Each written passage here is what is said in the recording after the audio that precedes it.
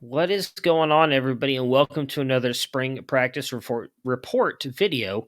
It is Friday, March 18th, last one of week two. As always, I am Matt Bruni. You can follow me at SportsFanaticMB on Twitter, one of the co founders here at Campus to Canton.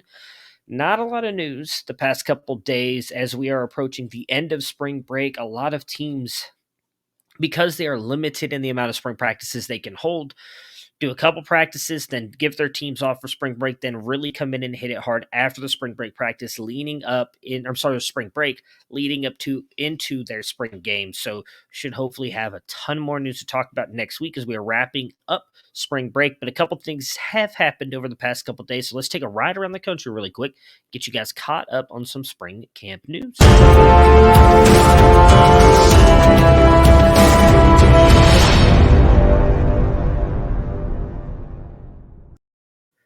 All right, so let's kick it off at Vanderbilt right now. The Vanderbilt Commodores started practice just a couple days ago, and there are three quarterbacks that are currently in the spring practice competing for this job: Mike Wright, Ken Seals, and freshman A.J. Swan.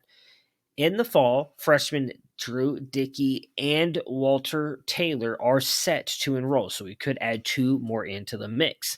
Last season, Seals began with the starting job, but Wright took over as Seals dealt with multiple injuries. According to Coach Leah, Seals is still limited in practice due to some lingering injuries, but should be good to go before the end of spring. So, may not be a big deal when it comes to our C2C purposes, especially with not a lot of weapons on Vanderbilt that we're really buying into.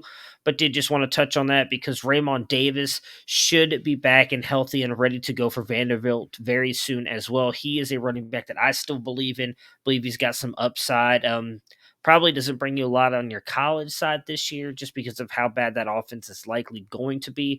But I still think he probably gets some kind of decent NFL draft capital just based on how good he was his freshman season.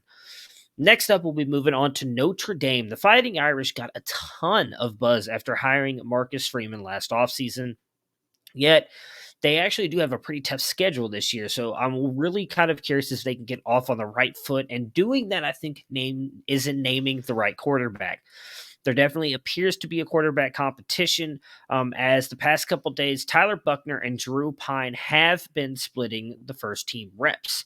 While Buckner has been getting the first set of those reps, Drew Pine has gotten plenty as well. Mid-year enrollees Steve Angeli and freshman Ron Pallas III have been following those two. Freeman was asked about presiding over a quarterback competition for the first time as a head coach after practice the other day. He said it's a competition. Regardless, he doesn't want to name Buckner or Pine the starter yet, while detailing how involved he has been, though, in the process between choosing who is going to be the starter. Freeman said he meets with the quarterbacks without offensive coordinator Tommy Rees, primarily as a way to support a position that carries a unique weight. It's going to be a great competition. I've been spending a ton of time with the quarterbacks just as a whole to try and continue to earn their trust and then get to know them. The challenge for myself and Coach Reese is to make sure that we continue to create a room that has a healthy competition. We continue to create a room in which everybody wants to be the starter, but these four guys in this room are my brothers, and whoever is on the field represents all of us. Freeman is definitely a player's coach. And we kind of saw that when he got hired after Brian Kelly left. There was a lot of players that kind of wanted him. You saw the reaction in the locker room. Was a great player, leader at The Ohio State University, and seems to be highly regarded, not, as a coach before he now became the head coach. Very intrigued to see what happens so here with Buckner and with Pine. Austin has mentioned that Tommy Reese in general has kind of been a little bit of a, you know, I don't want to say hesitant, but kind of conservative play caller to begin with for the Notre Dame Fighting Irish. So there's a lot of belief that Drew Pine may end up winning the starting job just because they want to go with kind of the guy that they know. Drew Pine definitely has some experience. Tyler Buckner, while a lot of explosiveness and unique upside, he definitely is a little bit raw as he missed his entire senior season due to COVID. And then last year, even when he was supposed to start, had the injury and never really got on the field. So there's definitely a lot of questions with both. We saw Drew Pine look really good, and they kick off the season at Ohio State. So it's not an in the horseshoe. Not an easy game to start off your season. I believe they get Clemson at Clemson as well this year. So they've got a very good schedule. So I could see Drew Pine winning it, but I'm very intrigued to see how it goes. As I am a fan of Buckner, he's one of my higher rated quarterbacks last year. I think he's got a ton of upside, great tools, but can he put it all together enough to win the spring job? I don't know, and that's one that we are really going to be paying attention to in what Coach Marcus Freeman and and offensive coordinator Tommy Rees decide to do. Last but not least, we're going to head back to Florida again for like the third time this week. We're back at the swamp talking about the quarterbacks. It's the third day in a row that the quarterbacks have continued to struggle in camp, though word is Anthony Richardson looked at least okay yesterday while everybody else struggled. Wide receiver Marcus Burke has stood out the past 2 days, but did have some bad drops earlier today. And Emory Jones informed the team that he is entering the transfer portal. This makes little to no sense to me. Talked a little bit about this the other day that when he entered the transfer portal last season, it was actually head coach Billy Napier that convinced him to stay. Talked with Anthony Richardson about him possibly being a starter, and then also went out and recruited Jack Miller III from Ohio State. I just feel like maybe I'm wrong here. Talked about it on Debbie Debate when Ryan Day was doing this with the quarterbacks. I just feel like this looks bad on you as a head coach. Why do you keep bringing all these guys in? Like, you need to commit to somebody. Does seem like Anthony Richardson's probably going to be that guy with his upside and how he's looked better in camp. Jack Miller has struggled. I think Emory Jones now sees the writing on the wall again, and he's moving on. I think at this point he probably should have just stayed in the transfer portal because I don't know what team takes a shot on him. And chances are within the next month, we're going to see a lot more names enter the transfer portal as spring practices wrap up and players realize they're not going to win jobs that they thought maybe they would.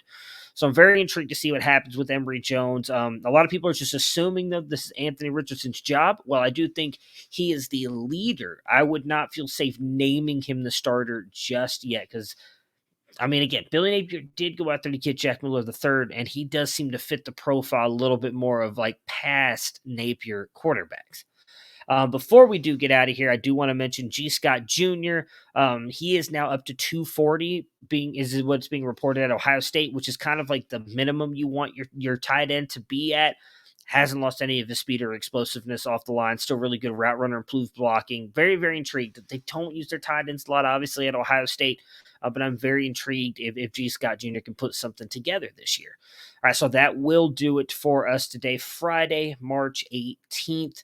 Cannot wait to get back into this as a lot of practices open back up on Monday after the quick little spring break getaway here. I do want to mention if I was going to talk about the Georgia Tech spring game today, but our lead CFF or the guy who leads our CFF team, Jared Palmgren, you can find him at CFF_Jared, was actually at the Georgia Tech spring game yesterday, was posting videos, so you can find those on Twitter, and he actually did a video as well, takeaways from the game. I was more impressed with transfer quarterback Zach Gibson than Jeff Sims, which I found very interesting. I was going to give my thoughts, but I was kind of catching it here and there, had some family in town, and he was live at the game. He did a video on our own YouTube channel, so check that out because you will get, updates from a guy who knows the college game and was live at the practice, was down on the field actually getting to watch the game. So it's that campus to Canton access for you, baby. So definitely check that video out if you want thoughts on the Georgia Tech spring game. And then Missouri has their spring game Saturday, so look out for that. Really interesting quarterback battle. Who's going to be taking over at running back? Is Luther Burden going to be a top CFF asset like some of us think he's going to be? Is Mookie Cooper even a thing anymore? A lot of questions at Missouri. It's one spring game I am looking forward to this weekend. And again, we'll be back on Monday with all kinds of spring camp news. Cannot wait to dive more and more into this stuff with you guys. Everybody have a happy and safe weekend. And we will see you guys again on Monday.